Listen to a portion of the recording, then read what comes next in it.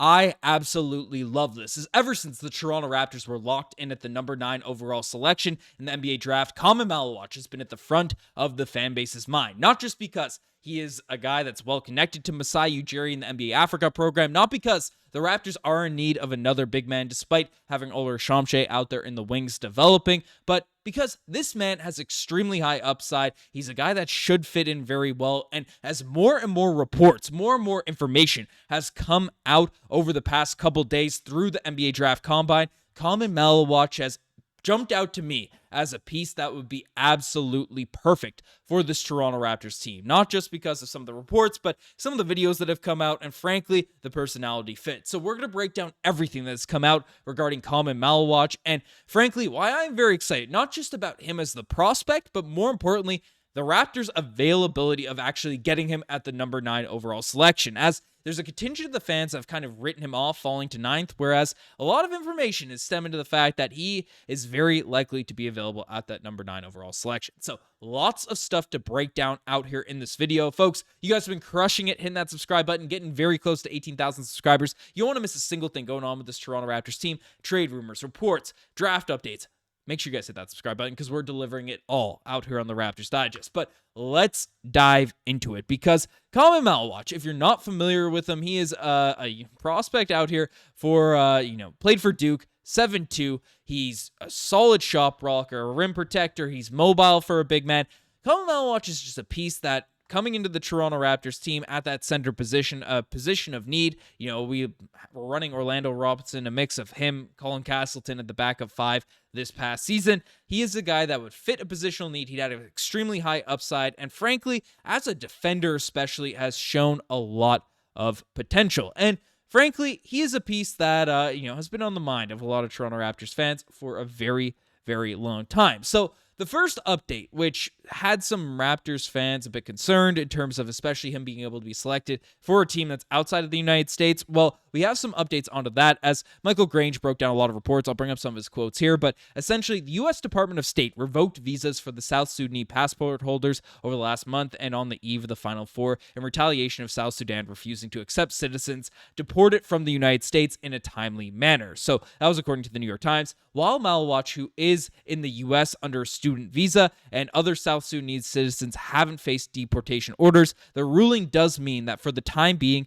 Maluach and other visa holders can't leave the United States or re-enter the country under the current rules. Similarly, South Sudanese passport holders can't be issued visas into the U.S. So that's a whole political issue that's going on that had concerns about Maluach's ability to travel, across the Canadian and U.S. border. But according to leaked sources, Maluach also holds a Ugandan passport, which should allow him to travel more freely. He was asked about this, and he said, "I'm not really focused on that right now. I'll let my agency handle that. I let them handle that stuff, and I focus on what's important and what's ahead of me, and that's the combine. I am focused on that." So basically, apparently this Ugandan passport thing is going to allow him to travel and move across the border. So that limits some question marks the Raptors had in regards to him. If you can only play half the games out there for the Toronto Raptors, that would be a concern, even if this is just a short-term thing. So that is something that's nice to get dealt with. But we have a lot of updates in terms of where he could actually be positioned out there in the NBA draft. As Grange put together a very solid article, and that's an excerpt from it, but I found some quotes as well. But could his unusual basketball path lead him to hear his name called at number 9 for the Raptors 6 weeks from now? The mock draft consensus says so. And I looked at a few of them, and Grange is kind of right. Now, there have been a few that have, essentially been bringing up a few different pieces. So here, essentially, Khaman Maluach, while he was projected to go 9th, he's now flipped with Derek Queen at this point. But, 8th, 9th, that is very, very close in terms of these selections here now at this point. The Pelicans were a team that a lot of people were worried about there at this point. But, Khaman Maluach is in a tight spot. This from CBS Sports had him going directly 9th, at this point. And then we had another one that's popped up with Khaman Maluach at 8th. So the Brooklyn Nets right now seem to be the team that all the mocks in any of those mock drafts, the Nets end up being the team drafting him above. Now, the Nets have Nick Claxton out there on their team. They've been pretty vocal about how they view Claxton as a piece for the future. So given their similar skill sets, given how Claxton's still pretty young, I'd be surprised if they go in the direction of Maluach instead of a Derek Queen, because Queen, at least if they keep Claxton, is a bit more of a positional fit around Claxton. Like Queen could run like a 4 and then Claxton the 5 or something weird along those lines, but I digress. I don't see the Nets take him. The Pelicans would be the team I'd be most worried about, but frankly, the mocks don't really have him going there, so I'd agree with Grange in saying it's a realistic possibility, but basically, I went on to say that there are plenty of reasons to make that connection in terms of him coming to the Toronto Raptors. The first of which is that the Raptors have a glaring need for depth at the center position behind veteran Jakob Poeltl, and Maluach is projected as one of the best centers available, offering some plug-and-play paint protection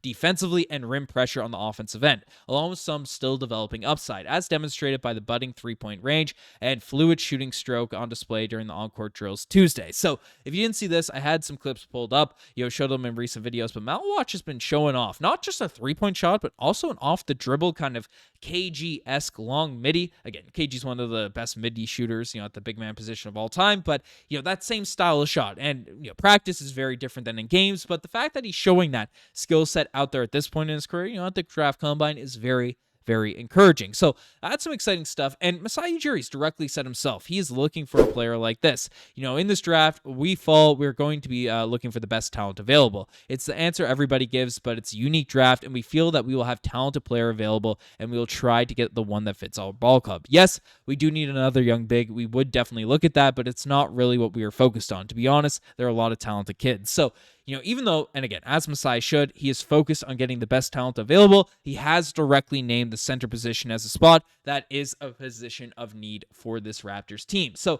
that is something to factor in here now at this point. And basically to build off of that, Maluach, so this is where things I just feel it's all come together for the Toronto Raptors, because it's the most Raptors thing to possibly do. We all know the Raptors don't like to leak things. They don't like to let things come out, and they tell players, don't let this come out if we're really interested in you. And it's easy for the Toronto Raptors, for some teams, to be like, hey, the Pelicans, the Nets, we know you want Maluach. We know you want Maluach. Let's make a trade, and you add an asset or something in order to get him. So the Raptors are not coming out and being very overt publicly about their interest in him. And basically, this screws a Toronto Raptors thing. So Maluach wouldn't reveal which teams he'd interviewed with, and the Raptors weren't either. But some league sources I spoke with have suggested Maluach is high on their radar, while others with the knowledge of the Raptors think they're pushing back on the idea. And again, this just screams to me the 4D chess Masai Ujiri likes to play in terms of not letting stuff leak, not letting stuff come out, and things along those lines. So I very much like that stance, coming out there on that front. This, because again, if they interviewed him and they were like, okay, if he follows us, cool. If he doesn't, he doesn't. This feels to me, Maluach would be coming out and not saying, like Derek Queen is coming out and mentioning, hey, I had interviews with this team, I had interviews with that team, and all that type of stuff. Maluach being told this screws me. The Raptors are just trying not to, cast a shadow in terms of their interest in bringing him in at this point. So that's something that I find very, very interesting out there at this point for this. And frankly, another exciting factor about this is that his teammates had very high praise for him. Cooper Flag came out and said that he's a great kid. He's a hard worker. He is a pure human being. I love him to death. He's going to be a great wherever he ends up. He's just a pure soul. Some people, you can just tell their intentions. Everything about them is just pure, and Khaman is one of those people. Everything about him is so genuine. He's just a great person. It's definitely translates on the court as well. He's selfless, and he's about team first. So, he's a high character guy. His teammates love him, and that is an awesome, awesome thing. Again, we know Masai Ujiri likes to draft, likes to bring in high character people. So, Khaman Maluach tends to fit that bill from what people are saying. So, that is a huge positive there. To end this off, I know there's some pushback because everyone's excited about Ulrich Shamshe, the ability that he's been able to provide out there on the G League, and so are the Toronto Raptors. So this is one thing that should be factored in. Essentially, basically, there's a picture of Ulrich Shamshe here. This is from Masai Ujiri. Masai Ujiri said this quote, I gotta get better at making these graphics, but that leads us to Ulrich, who's one who has gone through the infrastructure in Africa, which was the academy, and came through that here. That was one of the big disappointments of the season when he got hurt. He was moving towards becoming one of the better defenders in the G League. He was really learning the game, and I think he's the hidden one out of the rookies. He's come off his injury now and getting right back into it, and I feel there's very good upside. He's still 18 years old or 19 years old there. When you see them at that young age have that work ethic, they have that kind of talent, it's just something that's going to take some time because it's not natural. They aren't natural to the sport. So basically, there's still high praise. I don't think if we draft Maluach, that Shamshay's completely written off, but that does have an effect. So,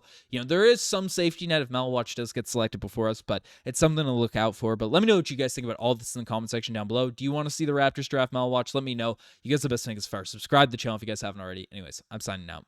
Cheers.